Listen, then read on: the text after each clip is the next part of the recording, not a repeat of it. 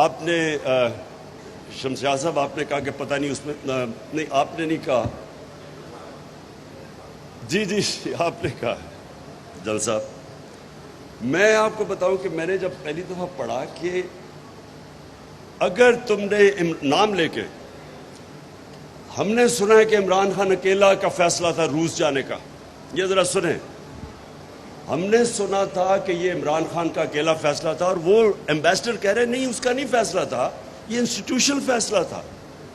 وہ آگے سے یہ بتا رہا ہے اور وہ پھر آگے سے کہتا ہے کہ اگر تم نے اچھا ابھی نو کانفیڈنس موشن ٹیبل نہیں ہوئی اسمبلی میں, وہ ایک دن کے بعد ہوئی ہے. وہ کہہ رہا ہے کہ اگر تم نے عمران خان کو نہ اس میں نو کانفیڈنس کے ذریعے اس کو فارغ نہ کیا تو بڑے کانسیکوینسز ہوں گے پاکستان کے لیے.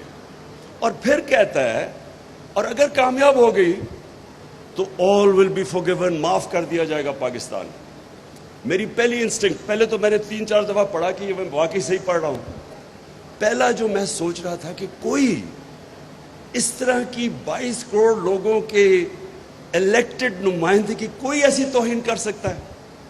کسی کی جرت ہے کہ اس طرح کا خط کسی کو لکھ دے؟ اور ہمیں بعد میں کسی نے کہا جی وہ یا تو ایسے تو آتے رہتے ہیں مراسلے. کبھی کسی سیلف ریسپیکٹنگ ملک میں اس طرح کا مراسلہ نہیں آ سکتا. یہ ناممکن ہے کہ کسی الیکٹڈ پرائم منسٹر کو کوئی آگے کہے جی اس کو ہٹا دو. تو یہ کتنی توہین ہے ایک ملک کی.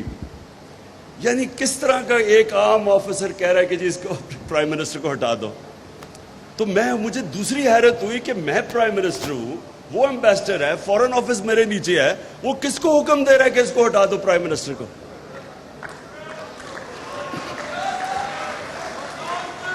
اور اس کے بعد ذرا تماشا دیکھیں.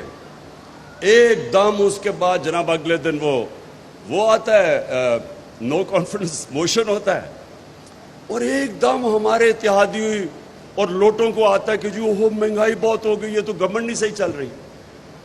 اب یہ سنیں ذرا, پہلے 2 سال ہمارا پہلا اتنا مشکل سال تھا. مشکل سال اس لیے تھا کہ ہمارے پاس 6 ہفتے کے تو ریزروز تھے, ہم پیمنٹس ہی نہیں کر رہے تھے اپنی ایکسٹرنل لائبلٹیز کی. ہم لوگوں کو بھی نہ بتا سکیں کہ وہ روپے پہ پریشر پڑے گا, روپے نہ گر جائے. ریزروز ہمارے نیچے تھے. بھاگے پھرے کبھی ادھر اپنے 3, میں ویسے ان کا شکر بھی کرتا ہوں, یہ جو ہمارے 3 دوست تھے جنہوں نے ہمیں پیسے دیے, نہیں تو ہمارے پاس تو بینکرپٹ تھے ہم. پہلے تو ادھر سے مشکل سے نکلے اور بڑا مشکل وقت تھا, اور IMF نے پھر کنڈیشنز لگائی ہمارے پر, سختی کی, ڈیمانڈ سکویز کی, بے روزگاری تھی, چیزیں انہوں نے قیمتیں ہم نے بڑھانی پڑی. روپیہ گرا, جب روپیہ گرا باہر سے ساری امپورٹس مہنگی ہوئی, تو مشکل وقت تھا. اوپر سے کرونا آ گیا اگلے سال, وہ پھر سکویز کیا. تو ہم 2 سال تو بڑے مشکل تھے ہمارے لیے. اور شکر کریں کہ میں نے لاک ڈاؤن نہیں لگا دیا, جو ساری اپوزیشن بار بار کہہ رہی تھی کہ لاک ڈاؤن لگاؤ. لاک ڈاؤن کہتے تو ویسے ہی ہمارا بیڑا غرق ہو گیا تھا. جس دنیا میں ملک میں لاک ڈاؤن لگایا, ذرا دیکھیں تو صحیح, ان کی اکانومیز تو اجڑ گئی. ہم پہلے ہی بری حالات میں تھے. ساروں نے 3 مہینے میں نے سارا پریشر برداشت کیا, نہیں لگایا لاک ڈاؤن پوری طرح, اور اپنی اکانومی بچائی. یہی IMF تھی. ان سے میں نے بات کر کے کنسٹرکشن سیکٹر کے لیے کنسیشنز لی, کیونکہ روزگار تو انہوں نے دینا تھا. انہی کے ساتھ ہم نے بات کر کے اپنے تھوڑے ٹیکس کم کروائے, ہم نے انسینٹیوز دیے. تو 2 سال تو بڑے مشکل تھے. لیکن تیسرا اور چوتھا سال 17 سال کے بعد, اب ذرا اکنامک گروتھ ریٹ دیکھ لیں, 17 سال کے بعد سب سے بہتر 2 جس میں ہماری معیشت اوپر گئی, جس میں ہماری ویلتھ کریشن ہوئی اور سسٹینیبل گروتھ کی طرف جا رہا تھا. مطلب کہ سارے سیکٹرز گرو کر رہے تھے. Service sector, industry, large scale manufacturing جب اوپر آتی ہے, اس کا مطلب روزگار بھی ملتا ہے, ویلتھ کریشن ہوتی ہے. اور کنسٹرکشن سیکٹر کے ریکارڈ گروتھ ہوئی.